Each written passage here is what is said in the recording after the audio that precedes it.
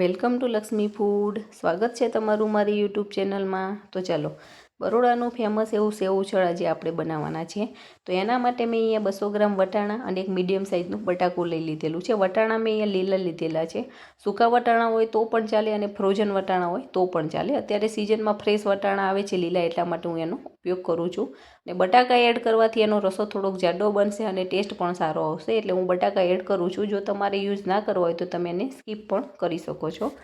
હવે આની અંદર 2 ગ્લાસ પાણી અને અડધી ચમચી મીઠું નાખી અને કુકરનું ઢાંકણ બંધ કરી અને આપણે સ્લો ટુ મીડિયમ ગેસ ઉપર 4 વિસલ કરી લેવાની છે. આપણી વિસલ થાય ત્યાં સુધી આપણે વેજીટેબલ્સને ઝીણા ઝીણા ચોપ કરી લેવાના છે.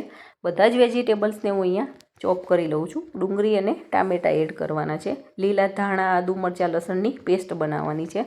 હવે 4 વિસલ થઈ ગઈ છે. કુકરનું ઢાંકણ ખોલી અને આપણે ચેક કરી લઈશું કે આપણા વટાણા બફાઈ ગયા છે કે નહીં. હવે ધીમે ધીમે તમે ચેક કરી અને પ્રેસ કરી અને તમારા જોઈ લેવાના છે કે વટાણા બફાઈ ગયા છે કે નહીં. આપણા બટાકા અને વટાણા સરસ બફાઈ ગયા છે, એકદમ સરસ થઈ ગયા છે. આ માપથી જે હું બનાવું છું સેવ ઉછળ, એ 4 થી 5 વ્યક્તિ આરામથી જમી શકશે. હવે એક મેશરની મદદથી આને આપણે મેશ કરી લેવાના છે. એકદમ સાવ ઝીણી ગ્રેવી નથી કરી દેવાની, આને અધકચરા જ રાખવાના છે, એટલે એનો ટેસ્ટ પણ સારો આવશે. હવે એક પેનમાં હું 5 પાવડા તેલ લઈ લઉં છું. તેલ ગરમ થાય પછી આપણે એમાં વઘાર કરી લઈશું. 5 પાવડા તેલ લીધેલું છે. તેલ થોડુંક ચડિયાતું હોય તો એનો ઉપરથી રસો ને તરી સરસ લાગે છે, એટલા માટે તેલ થોડુંક હું વધારે લઉં છું.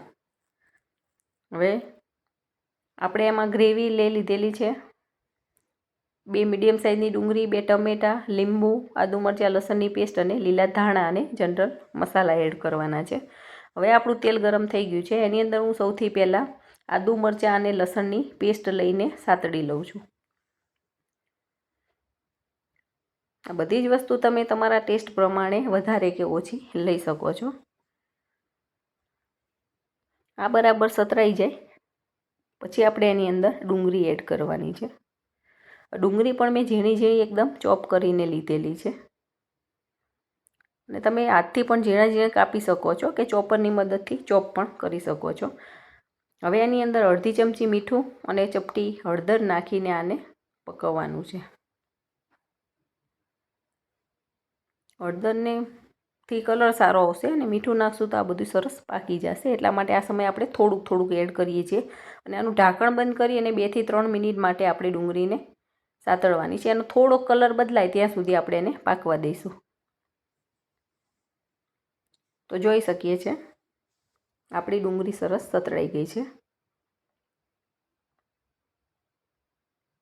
હવે આ સમયે આપણે આમાં ટામેટાં એડ કરવાના છે. ટામેટાં બહુ વહેલા નથી એડ કરવાના, ડુંગળીને બધું પાકી જાય પછી ટામેટાં એડ કરશું, કેમ કે આમાં ખટાશનો ભાગ હોય એ પછી આપણે બીજા વેજીટેબલ્સ જલ્દી પાકે નહીં. હવે આ સમયે આપણે આની અંદર મસાલા એડ કરવાના છે. તો અહીંયા મેં 1 ચમચી, અડધી ચમચી જેવું જ મરચું લઉં છું. આપણે અડધી ચમચી રેગ્યુલર અને અડધી ચમચી કાશ્મીરી મરચું પછી નાખવાના છીએ. અડધી ચમચી મીઠું નાખું છું, કેમ કે મીઠું આપણે બાફતી વખતે નાખેલું છે, એટલે થોડુંક ધ્યાનથી નાખવાનું છે. અને અડધી ચમચી હળદર લઈ લઉં છું અને 1 ચમચી ગરમ મસાલો એડ કરવાનો છે. અને હું અડધી ચમચી અહીંયા કાશ્મીરી લાલ મરચું નાખું છું. આનાથી કલર બહુ જ સારો આવે છે અને બહુ તીખું નથી હોતું. તો તમે જોઈ શકો છો એકદમ ગ્રેવીનો કલર કેવો સરસ દેખાઈ રહ્યો છે. હવે આની અંદર આપણે જે બટાકા વટાણાની ગ્રેવી બનાવેલી છે, આવું તેલ છૂટું પડે ત્યારે એની અંદર એડ કરવાની છે. તો ધીમે ધીમે આપણે એની અંદર એડ કરી લઈશું અને બધું બરાબર મિક્સ કરતા જઈશું. ગ્રેવી અને મસાલો એકદમ સરસ મિક્સ થઈ જવો જોઈએ ત્યાં સુધી આપણે એને હલાવવાનું છે. જો જરૂરિયાત લાગે તો એમાં થોડુંક પાણી એડ કરવાનું છે અને આને 5 થી 7 મિનિટ માટે ઉકાળવાનું છે. આ 20 થી 25 મિનિટમાં તમારી સેવ ઉછળ બનીને તૈયાર થઈ જાય છે. તો તમે જોઈ શકો છો આપણું સેવ ઉછળ તૈયાર થઈ ગયેલું છે. હવે આ સમયે આપણે 1 લીંબુનો રસ એડ કરી દેવાનો છે.